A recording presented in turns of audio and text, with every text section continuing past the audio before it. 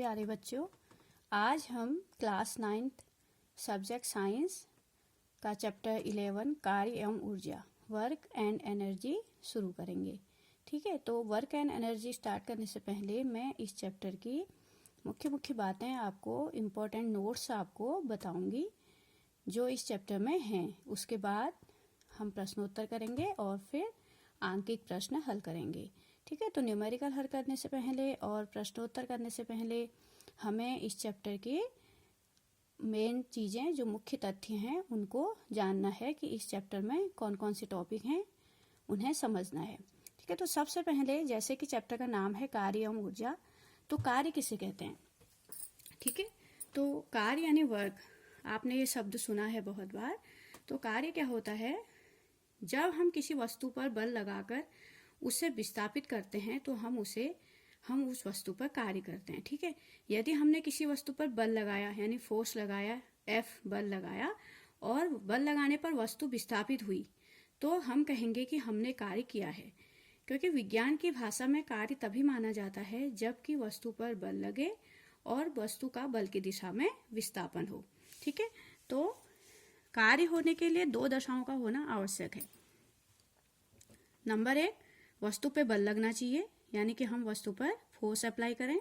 और सेकंड, बल की दिशा में वस्तु का विस्थापन होना चाहिए। यहाँ पर एक शब्द बहुत इंपॉर्टेंट है कि वस्तु पर बल लगे और बल की दिशा में ही विस्थापन हो, तब हम कहेंगे कि वस्तु पर कार्य हुआ है। ठीक है, तो इस पर हम बाद में चर्चा करेंगे कि यदि बल की दिशा में विस्थापन नहीं होता है तो फिर किया गया कार्य कितना होता है, इसके बारे में हम चर्चा करेंगे। लेकिन फिलहाल हमें ये समझना है कि कार्य होने के लिए दो दशाओं का होना आवश्यक है।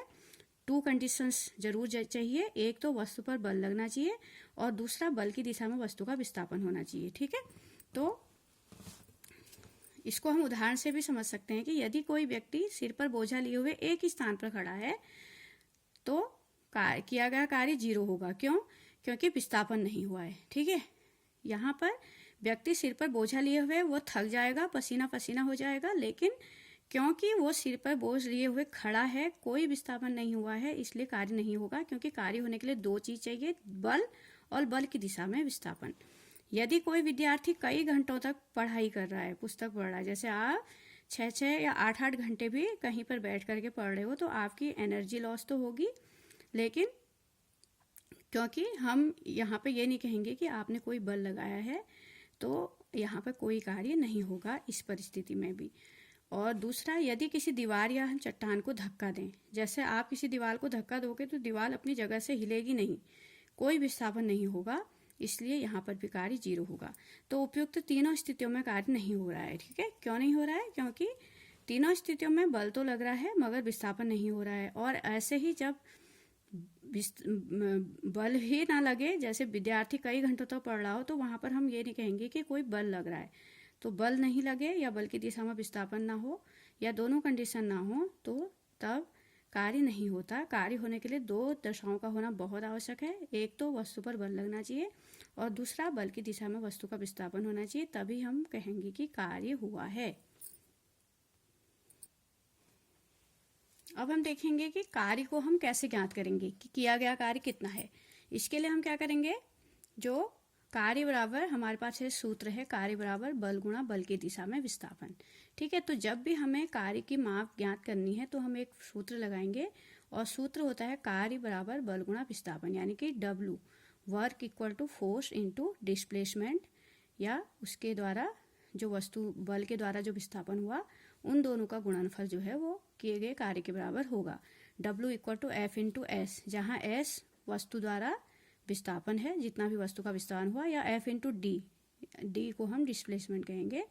तो कार्य को ज्ञात करने के लिए जो फॉर्मूला है वो है W equal to F into S, जहाँ F बल है और S जो है उसका विस्थापन है। कार्य के बारे में बता दूं, कार्य एक अदिश राशि है और कार्य का जो मात्रक होता है, क्योंकि बल का मात्रक न्यूटन है और विस्थापन का मात्रक मीटर है, तो कार्य का मात्रक न्यूटन मीटर होगा। न्यूटन मीटर को हम जूल भी कहते हैं। ठीक है, तो ये कार्य का मात्रक और कार्य ज्ञात करने का फॉर्मूला हो गया। अगला है कार्य के प्रकार। कार्य कई तरह के होते हैं, धनात्मक कार्य, ऋणात्मक कार्य। धनात्मक कार्य कब कहेंगे? यदि कोई कुलीन सामान को छत पर चढ़ाता है तो उसके द्वारा गुरुत्वीय बल के विरुद्ध किया गया कार्य धनात्मक होगा।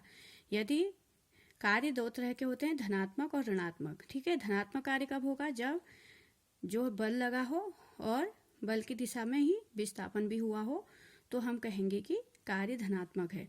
जैसे यदि कोई कुली सामान को छत पर चढ़ाता है तो उसके द्वारा गुरुत्वीय बल के विरुद्ध किया गया कार्य धनात्मक होगा, तो उस समय कार्य धनात्मक होगा। लेकिन यदि कोई कुली उसी सामान को छत से नीचे उतार रहा है तो उस समय उसके द्वारा किया गया कार्य जो होगा वो ऋणात्मक होगा, क्योंकि उसका विस्थापन और बल की दिशा अलग अलग है, इसलिए यहाँ पर जो कार्य होगा वो ऋणात्मक होगा। ठीक है, तो कार्य दो प्रकार के होते हैं, धनात्मक कार्य और ऋणात्मक कार्य। अगला है, यदि किसी वस्तु को पृथ्वी तल से प्रारंभिक तथा अंतिम ऊंचाइयां बराबर हैं तो वस्तु पर गुरुत्वीय बल द्वारा किया गया कार्य शून्य होगा। कार्य कब शून्य माना जाता है? जब किसी वस्तु की पृथ्वी तल से प्रारंभिक तथा अंतिम ऊंचाइयां बराबर हैं। ठीक है, तो वस्तु पर गुरुत्वीय बल द्वारा किया गया कार्य शून्य होगा। यानी कि अगर वस्तु और पृथ्वी के बीच में बराबर दूरी है तो उस समय गुरुत्वीय बल द्वारा वस्तु पर किया गया कार्य शून्य होगा। ठीक है, जैसे यदि कोई मजदूर सिर पर बोझ उठाकर प्लेटफॉर्म पे चल रहा है तो वहां पर वह कोई कार्य नहीं कर रहा है। क्यों? क्योंकि उसके सिर के बोझ और धरती पृथ्वी के बीच की दूरी लगातार कंटिन्यूस एक सी बनी हुई है। ठीक है, जैसे माना कि ये मजदूर है और ये प्लेटफॉर्म है, तो मजदूर प्लेटफॉर्म में चल रहा है तो मजदूर के सिर का बोझ और पृथ्वी के बीच की दूरी क्या है? लगातार एक सी बनी हुई है। तो इस स्थिति में भी यदि किसी वस्तु की पृथ्वी तल से शुरू की ऊंचाई और बाद की ऊंचाई, प्रारंभिक ऊंचाई और अंतिम ऊंचाई बराबर है तो वस्तु पर गुरुत्वीय बल द्वारा किया गया कार्य शून्य होगा। तो अगर बल और पृथ्वी के बीच में लगातार दूरी एक सी बनी है तो इसका मतलब है विस्थापन जीरो है। तो विस्थापन अगर जीरो है तो कार्य किया गया कार्य जीरो होगा। इसका उदाहरण है कि मजदूर अपने सिर पर बोझ उठाकर प्लेटफॉर्म पे चल रहा है तो वह कोई कार्य नहीं करता। जैसे मैंने आपसे अभी कहा कि जो कार्य होता है वह कब होता है? जब वस्तु पर बल लगे और बल की दिशा। प्यारे बच्चों, जैसे कि मैंने आपको समझाया कि जब कार्य होता है, कार्य के लिए दो चीजें होनी चाहिए, बल और बल की दिशा में विस्थापन। ठीक है, बल और बल की दिशा में विस्थापन। तो यहाँ पर आपने दो बातें ध्यान रखनी है कि बल भी लगना चाहिए और बल की दिशा में विस्थापन भी होना चाहिए। जैसे यदि किसी वस्तु पर इसी दिशा में बल भी लग रहा हो और उसी दिशा में विस्थापन भी हो रहा हो, ठीक है, तो ये बल और विस्थापन की दिशा एक ही हो तो कार्य जो होगा वह अधिकतम होगा। उस वक्त कार्य अधिकतम होगा। किसी वस्तु पर अधिकतम कार्य तब किया जाता है जब वस्तु पर बल और बल की दिशा में ही विस्थापन भी हो। ठीक है, लेकिन माना एक एग्जाम्पल देते हैं कि माना वस्तु पर विस्थापन तो इस दिशा पे हो रहा है विस्थापन, ठीक है, लेकिन वस्तु पे बल जो है वो इस दिशा पे लग रहा है। माना ऐसी कोई कंडीशन है कि बल और विस्थापन के बीच में थीटा एंगल बन रहा हो, तो ऐसी स्थिति में जो वर्क होता है वो होता है एफ एस कॉस थीटा। इसका कारण यह है कि जो बल का जो एफ का जो विस्थापन की दिशा में अगर हम घटक निकालेंगे तो वह एफ कॉस थीटा होगा। ठीक है, यानी कि अगर हम बल की दिशा और विस्थापन की दिशा एक ही करना चाहें, जबकि बल की दिशा और विस्थापन की दिशा के बीच में थीटा कोण है, लेकिन अगर हम एक ही दिशा करना चाहें तो इस बल का एफ का इस दिशा में जो घटक होगा वो एफ कॉस थीटा होगा। ठीक है, तो उस वक्त जो हमारा वर्क डन होगा वो W equal to F S cos theta होगा। तो यहाँ पर यह बात ध्यान रखनी है कि यदि थीटा की वैल्यू 0 से ज़्यादा हो और 90 से कम हो थीटा की वैल्यू, तो उस समय क्या होगा, तो थीटा की वैल्यू है वो 0 से ज़्यादा होना चाहिए और 90 से कम होना चाहिए। तो ऐसी स्थिति में जो कार्य होगा धनात्मक होगा। ठीक है, कार्य W जो होगा वो धनात्मक होगा, याद रखना। यानी कि ये जो थीटा की वैल्यू है वह 0 और 90 के बीच में है, तो उस वक्त जो है जो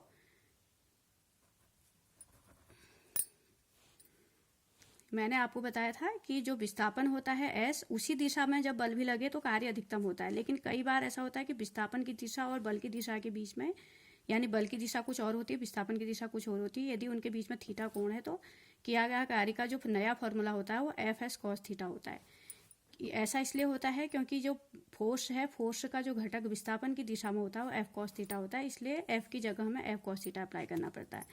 तो अब थीटा की वैल्यू पर ही डिपेंड करता है कार्य धनात्मक है या ऋणात्मक। यदि थीटा की वैल्यू 0 से ज़्यादा और 90 से कम है तो उस वक्त जो है कार्य धनात्मक होगा, और यदि थीटा की वैल्यू ग्रेटर देन 90 होगी जब, तो उस समय कार्य जो है वो ऋणात्मक होगा।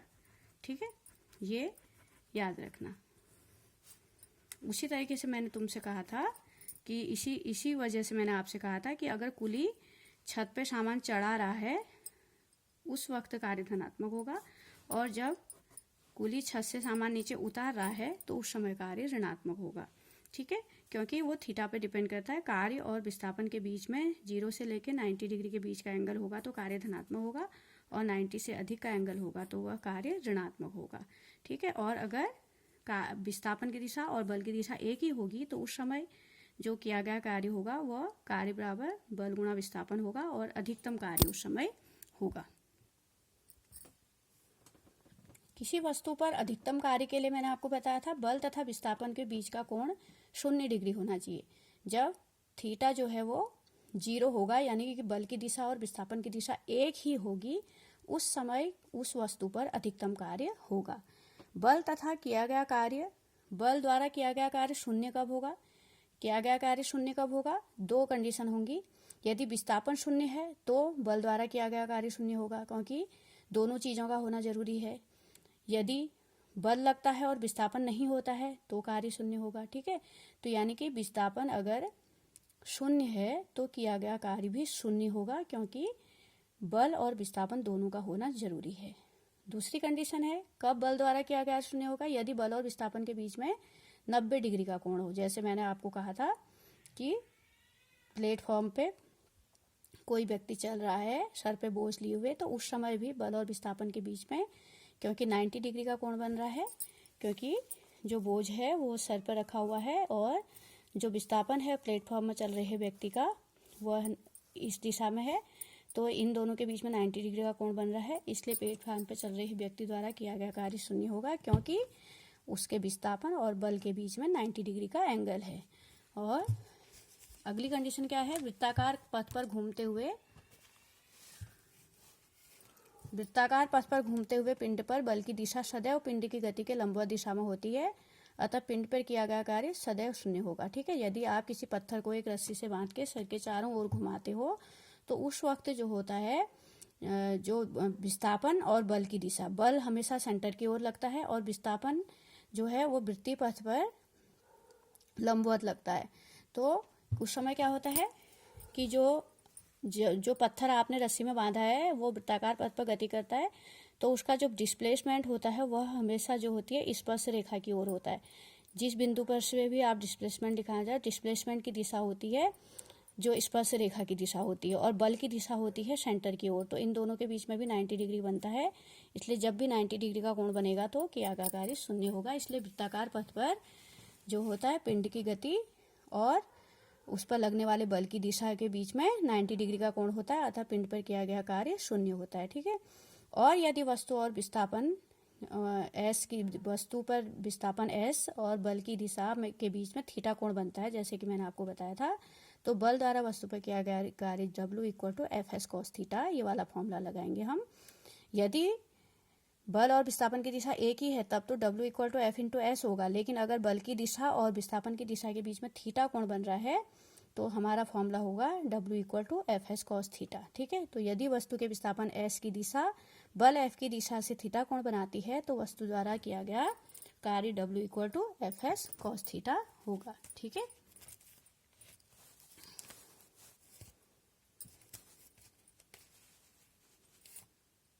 एक बहुत इंपॉर्टेंट टॉपिक हमारा बचा है 1 जूल कार्य, जो कि एग्जाम में हर वर्ष पूछा जाता है कि 1 जूल कार्य से क्या तात्पर्य है। तो 1 जूल कार्य क्या होता है? 1 जूल वह कार्य है जो 1 न्यूटन के बल द्वारा किसी वस्तु को बल की दिशा में 1 मीटर विस्थापित करने के लिए किया जाता है। यानी कि यदि हम किसी वस्तु पर 1 न्यूटन का बल लगाते हैं और उस वस्तु ने बल की दिशा में 1 मीटर दूर तक वो विस्थापित होती है, ठीक है।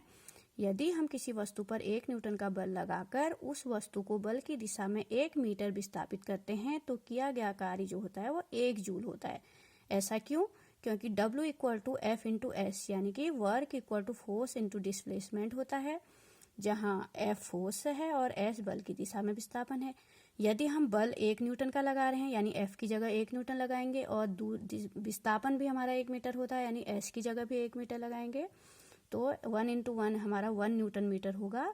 तो किया गया कार्य हमारा 1 जूल आएगा, क्योंकि न्यूटन मीटर को हम जूल भी कहते हैं। तो 1 जूल कार्य कब होगा? जब हम वस्तु पर 1 न्यूटन का बल लगाएं और वस्तु बल की दिशा में 1 मीटर विस्थापित होती है, ठीक है। तो इससे आगे का हम अगली वीडियो में पढ़ेंगे, ठीक है।